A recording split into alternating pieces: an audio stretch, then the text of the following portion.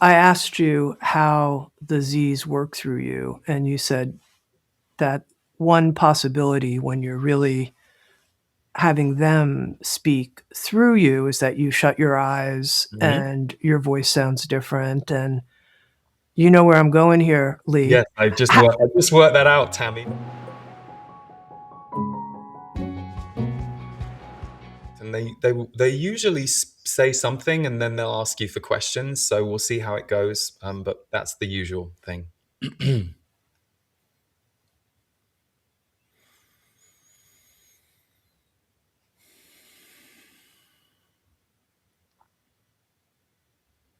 Good, welcome. A pleasure to be with you. We will speak first to you, Tammy, then we will speak to your audience, for want of a better term. We will say your community. Tammy, you have always had a fast mind. It is part of your brilliance, and your mind is somewhat cosmic in its intelligence. It is why you have always wanted to look into the broader topics, but to find the detail and the specifics within those broader topics to help distill and bring this wisdom to others. So you are we will call it a fan of wisdom. You are a distributor of wisdom. You are in service to wisdom.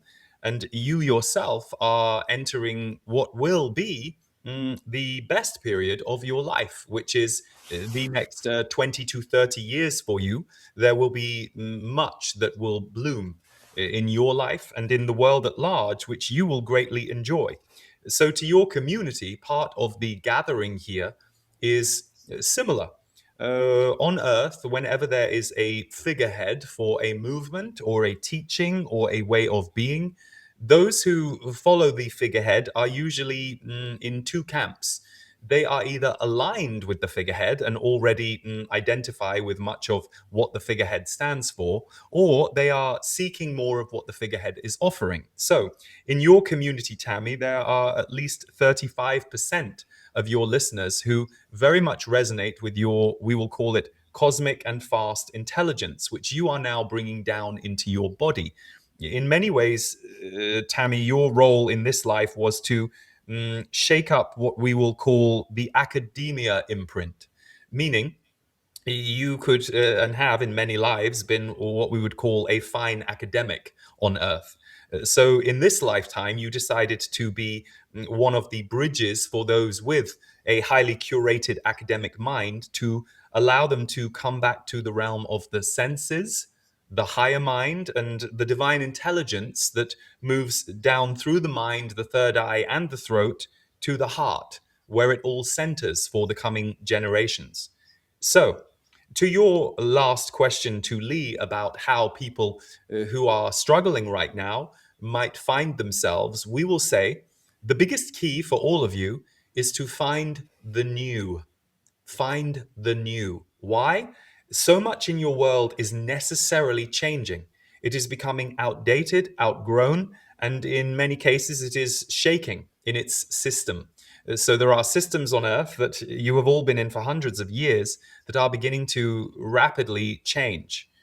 Why we say to you, look for the new in your own life is if you are dealing with too much death energy, which equates to loss, change, transformation from recognizable circumstances and relationships into unrecognizable circumstances and relationships.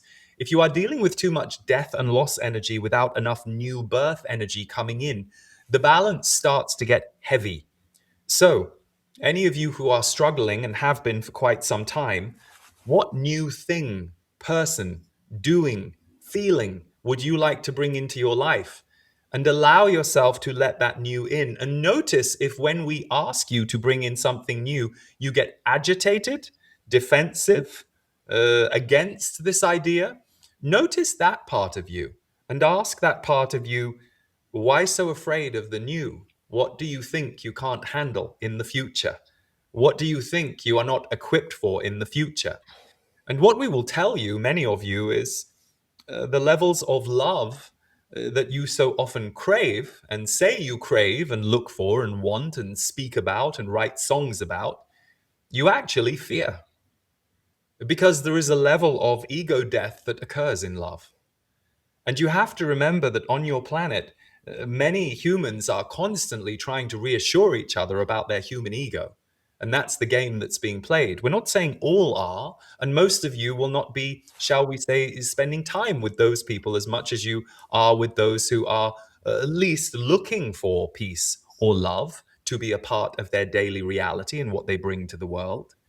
So, love is the thing you all seek. And understandably, the enormous power of love and its ability to dissolve all previous wounds, contracts, if allowed to fully blast through the energy field of a human, it will change you in ways that you aren't always ready for. So, this is why, as Lee alluded to, we are always telling you all to be kind to yourself about your own progress.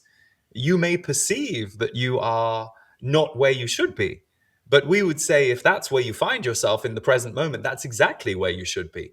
Perhaps the reason you are having these thoughts is because it is going to lead you down a path of reflecting on recent behaviors, choices that got you to this point, so that you can learn from them for the future and not make those same choices again. Good. Now we will ask you if you have any questions for us. Well, I found that profound. So, first, thank you. And what I notice is that the love that is most alive in my heart is an expression of service. And I notice I feel a little shy saying that. Like, really? You could talk to this great, powerful 88-person intelligence about anything, and this is what you want to bring forward? But it's the core energy that lives inside of me. And the people who are tracking, who are still listening right now to you and me, I'm going to believe they care about this. So let's end our conversation, and thank you, oh, Force of Z's, with your advice, recommendations, pointers on the expression of pure service at this time. Well, firstly, we will point out that there is no need to see us as some great intelligence greater than your own. This is also the paradigm that is going to change on Earth in the coming decades. There is going to be more of a fusion and more of an understanding that there are, shall we say, thinning veils all over the planet when it comes to interdimensional communication. And that is what you are experiencing right now. But you are experiencing it because you are capable of creating it and opening up to it. That is the power of humanity. And the reason that you speak of service and the reason that you enjoy serving love is because love is an energy field that is not solely in your body. When you connect to love, you are never just connecting to yourself.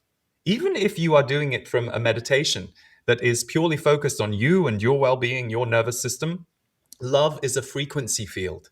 It's an energy field that exists on the planet. And when you walk back into it with another person, you start to amplify it and re illuminate it. So, to be in service to love is of the highest order. For on this planet at this time, love is the force that is most needed.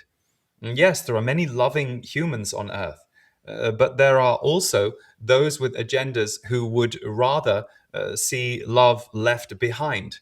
And instead, they prefer control, hierarchy, what we would call the old ways of Earth. And there are those who have been, we will say, cast at this time to rise and be the figureheads for the opposite of love as you in society go through this transformation. So, to your question, to serve love in your own life will see you automatically serving love in the world.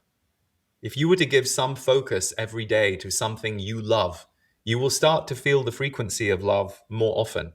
And as you feel the frequency of love more often, you will naturally be a more benevolent, sharing force of love.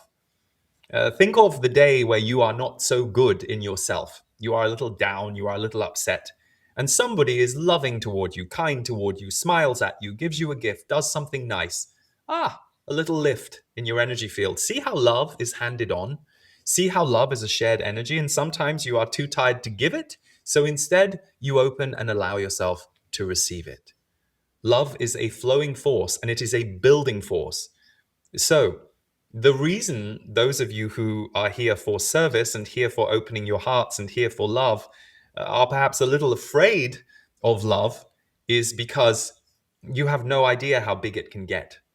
You have no idea how the more you are willing to evaporate the old construct of what you thought reality was, and the more you are willing to allow in the new construct of your reality, which is a reality and a life that is rooted more deeply in love, then you are not only creating a different world for yourself, you are contributing toward an entirely different, we will call it, frequency midpoint on Earth. At the moment, the frequency midpoint on Earth is not love. If you take the average of all the frequencies on Earth right now, unfortunately, you are a little tipped into fear as a society. And that is being perpetrated, by the way. That is being created very deliberately by certain powers that be that would like to see you remain in the power of fear.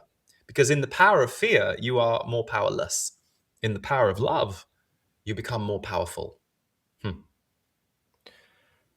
This is a good place for us to end what I'm going to call part one of my conversation with Lee Harris here on Insights at the Edge and our connection with the Z's. I look forward to talking with you again sometime in the future, Lee. I've enjoyed it so much. There's something about what you're bringing through that feels pure, helpful, and deeply inspiring to me. So thank you so very, very much. Lee Harris, author of the new book, The Future Human, and 2 volumes called Conversations with the Z's. You can visit him online at his community called The Portal. Thank you so much.